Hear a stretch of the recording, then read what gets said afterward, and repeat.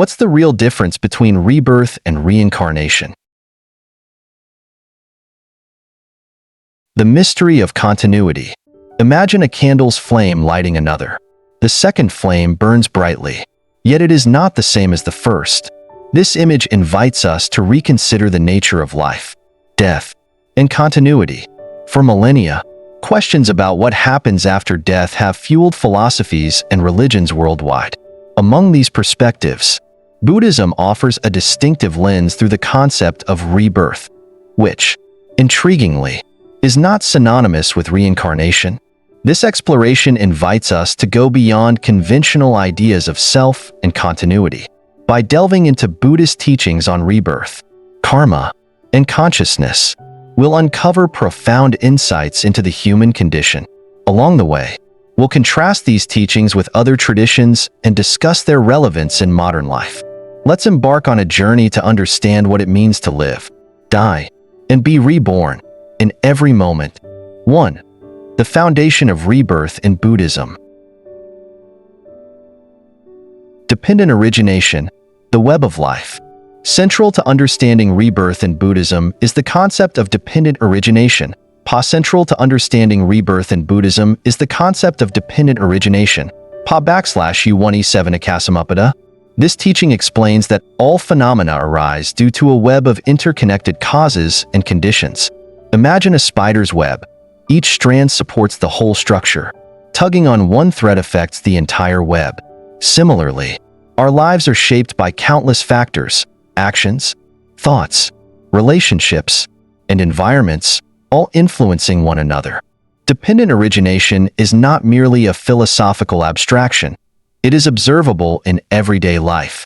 For instance, consider how a single act of kindness can ripple outward, affecting others in ways we may never see. This interconnectedness forms the foundation of Buddhist thought and frames the idea of rebirth as a dynamic process, not the journey of a permanent soul. Expanding on this, dependent origination reveals the cyclical nature of existence, often referred to as samsara. This cycle is driven by 12 links, or nidanas, which represent the chain of causality. Beginning with ignorance, avijja, each link leads to the next: mental formations, consciousness, name and form, the 6 sense bases, contact, feeling, craving, clinging, becoming, birth, and ultimately aging and death. This cycle perpetuates itself endlessly unless interrupted by the attainment of wisdom and liberation. To grasp the practical implications of this teaching, one might reflect on how habitual patterns of thought and behavior reinforce our experiences. For example, a person with a tendency to react with anger may find themselves caught in a loop of conflict and frustration. Recognizing the conditions that give rise to anger, perhaps unmet expectations or past traumas, allows one to address these roots and break the cycle. Thus, dependent origination is not only a map of samsara, but also a guide to liberation, showing the points at which intervention is possible. No self, anatta, and the stream of consciousness. At the heart of Buddhist teachings is the principle of anatta, or no self. Unlike many traditions that posit a permanent soul, Buddhism rejects the notion of an unchanging essence. Instead, it describes life as a stream of consciousness, Siddhisantana, a flow of mental and physical experiences shaped by karma. This stream comprises 5 aggregates: khandhas, physical form, feelings, perceptions, mental formations, and consciousness. None of these is permanent. All are in constant flux. The self, as we perceive it, is akin to a mirage, appearing real but dissolving upon closer inspection. To illustrate this, consider the analogy of a river. At any given moment, the river appears stable and continuous, yet it is composed of ever-changing currents of water. Similarly, our sense of self arises from the interplay of impermanent phenomena, giving the illusion of continuity. Understanding anatta has profound implications for how we approach life and death. If there is no permanent self, what is it that undergoes rebirth? The answer lies in the continuity of the stream of consciousness. Just as a flame is passed from one candle to another, the energy of one life carries forward into the next, shaped by the karmic imprints left behind. This perspective dissolves the fear of annihilation, replacing it with an understanding of life as a dynamic and interdependent process. Meditative practice offers a direct experience of anatta. In mindfulness meditation, practitioners observe thoughts, emotions, and sensations as they arise and pass away. Over time, this practice reveals the transient nature of all phenomena, loosening the grip of ego and fostering a sense of liberation. The realization of no self is not merely intellectual but transformative, leading to a profound shift in how one relates to the world. Karma, the law of cause and effect. Karma is the engine driving the process of rebirth. It is not a system of reward and punishment, but the natural law of cause and effect. Every intentional act leaves an imprint on the stream of consciousness, shaping future experiences. For example, a habit of generosity fosters tendencies toward well-being, while harmful actions cultivate suffering. Consider a person who spends years harboring resentment. This negativity shapes their thoughts and actions, creating a cycle of dissatisfaction. However, through mindfulness and compassion, they can break free from this cycle, illustrating the transformative power of karma. This is why ethical conduct, sila, is emphasized in Buddhist practice. By cultivating wholesome actions, speech, and thoughts, one creates the conditions for future happiness and spiritual growth. Karma operates on both an individual and collective level. On a personal scale, our choices influence our immediate circumstances and long-term destiny. For example, a student who diligently studies and practices mindfulness develops a sharp and focused mind, benefiting themselves and those around them. On a broader scale, collective karma explains societal phenomena. For instance, communities that prioritize compassion and environmental stewardship create harmonious and sustainable conditions for future generations. The interplay between karma and dependent origination highlights the interconnected nature of existence. Actions do not occur in isolation, but are part of a vast web of influences. This understanding fosters a sense of responsibility and empowerment. Recognizing that we shape our future through our present actions inspires mindfulness and intentionality in daily life. 2.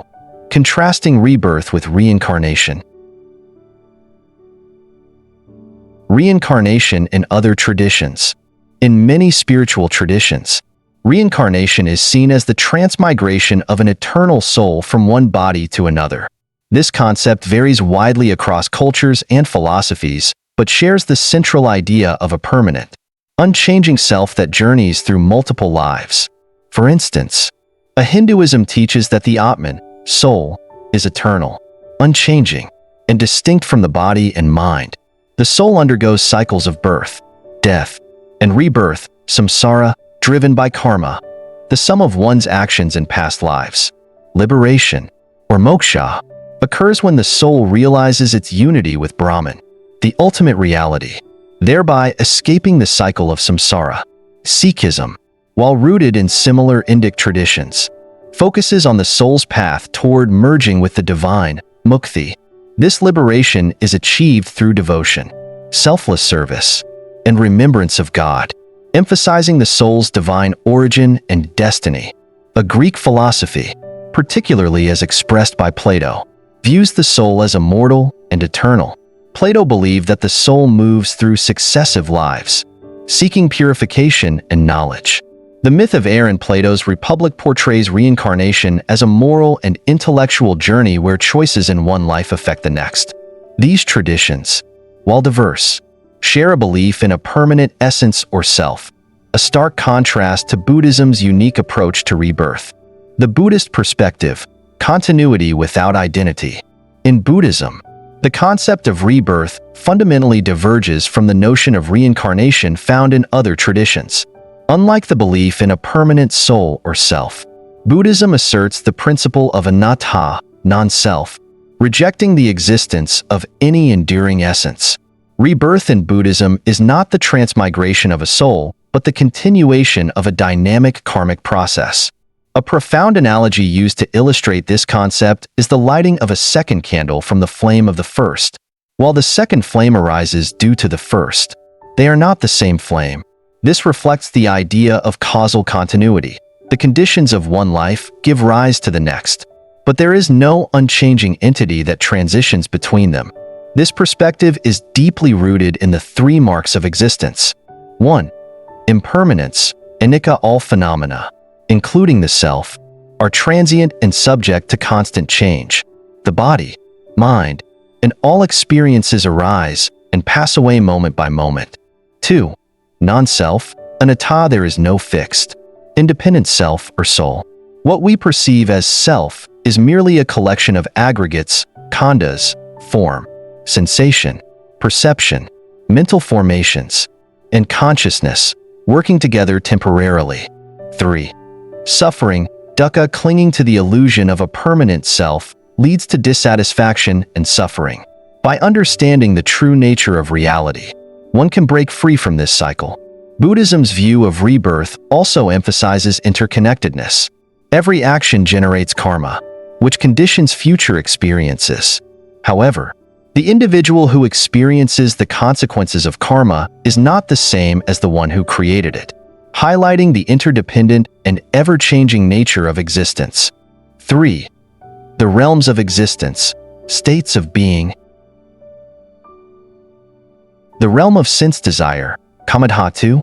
This realm encompasses 6 distinct realms of existence, ranging from the highest heavenly realms to the lowest realms of suffering.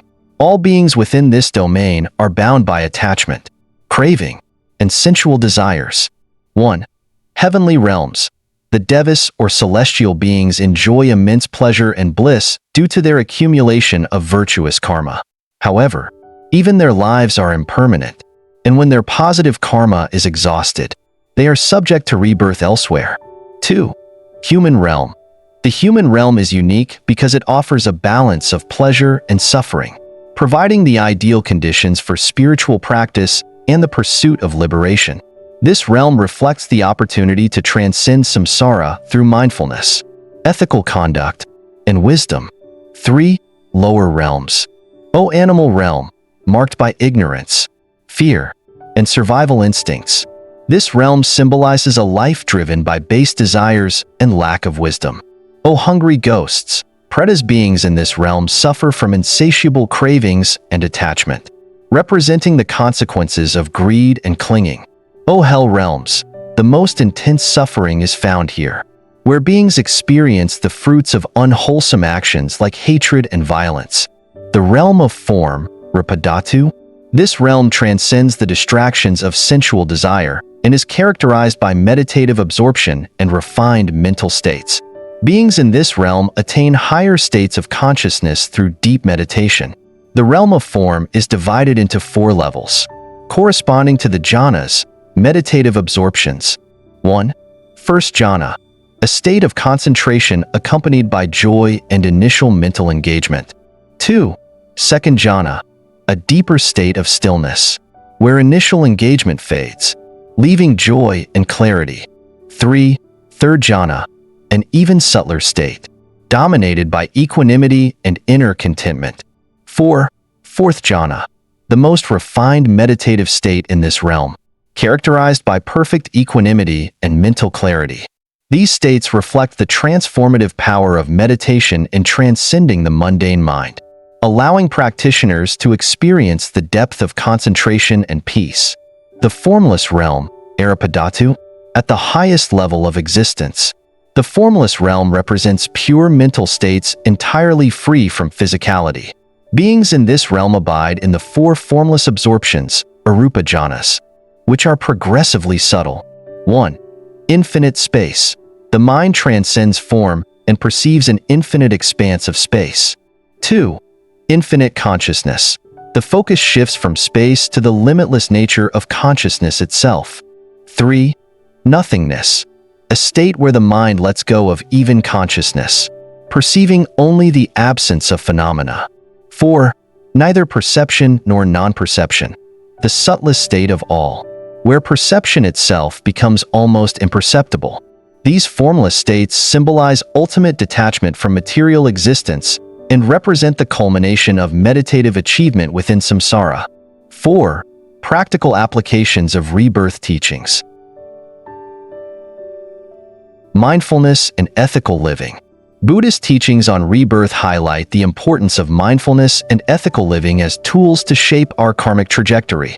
Through the consistent practice of mindfulness, we can observe the patterns of our thoughts, emotions, and behaviors, recognizing how they contribute to our present and future experiences.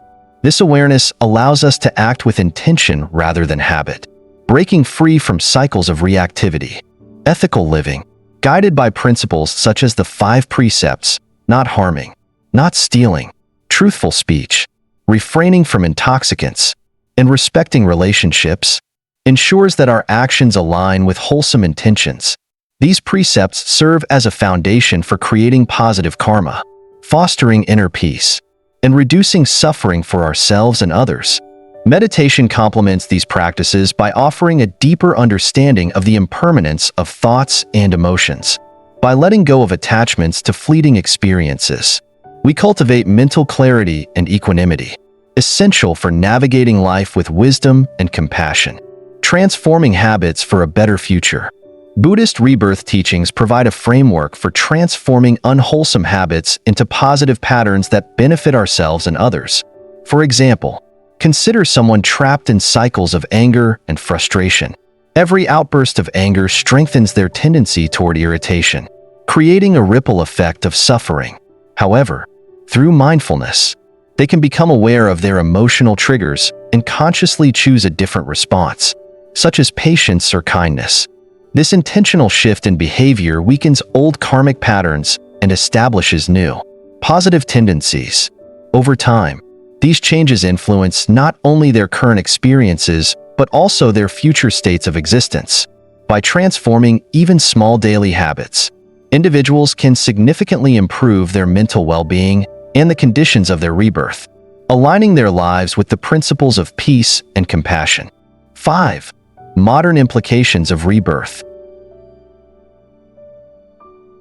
Aligning with science. Buddhist teachings on rebirth find resonance with modern scientific discoveries, particularly in neuroscience. The concept of neuroplasticity, the brain's ability to reorganize itself by forming new neural connections, supports the Buddhist notion of impermanence and the dynamic nature of consciousness. Just as the brain adapts and changes in response to experiences and habits, Buddhism views the mind as a fluid process shaped by karmic actions. Moreover, the Buddhist emphasis on mindfulness and meditation aligns with contemporary research showing that these practices can restructure the brain, reduce stress, and enhance emotional regulation. This convergence between ancient wisdom and science reinforces the practicality of Buddhist teachings, making them relevant in addressing modern challenges like mental health and well-being. Rebirth as a metaphor for personal growth. Beyond its metaphysical meaning, rebirth can be understood as a symbol of personal transformation. Each moment presents an opportunity to break free from unwholesome habits and cultivate positive change. For instance, an individual trapped in guilt or regret can embrace rebirth by letting go of the past and committing to a life of greater mindfulness, compassion, and purpose. This metaphorical rebirth empowers individuals to see life as a continuous cycle of renewal. Each day becomes a chance to start fresh, reshape one's character, and align actions with meaningful goals. By embracing this perspective, people are inspired to live intentionally, cultivating inner peace and creating a positive impact on the world. 6. Conclusion: living with awareness. The Buddhist understanding of rebirth offers a profound invitation to live with awareness, compassion, and a deep appreciation for the present moment. By recognizing the impermanence of life and the absence of a fixed self, anatta, we are encouraged to let go of clinging and attachments that cause suffering. This perspective transforms how we view ourselves and others, fostering a mindset of interconnection and empathy. Living with awareness means embracing each moment as an opportunity for growth and transformation. Through the practice of mindfulness, we can observe our thoughts, emotions, and actions, understanding how they shape our experiences and karmic trajectory. Ethical living, guided by the principles of non-harming and kindness, becomes not just a moral guideline but a path to inner peace and harmony with the world. This awareness helps us to navigate life's challenges with equanimity, accepting change as a natural part of existence. By aligning our actions with compassion and wisdom, we plant seeds of positive karma that will shape not only our future, but also the well-being of others. The teaching of rebirth, whether understood literally or metaphorically, invites us to find freedom within life's continuity, transforming each moment into an opportunity for awakening.